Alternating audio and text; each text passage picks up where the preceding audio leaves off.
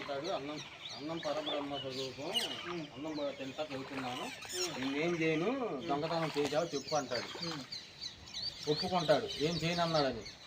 ఈ స్వామి ఏం చేస్తాడు, అన్నం మీద ఉంటాడు కదా, ఆ కోపం తట్టుకోలేక గప్పకం లేచి చంపేస్తాడు కరతో.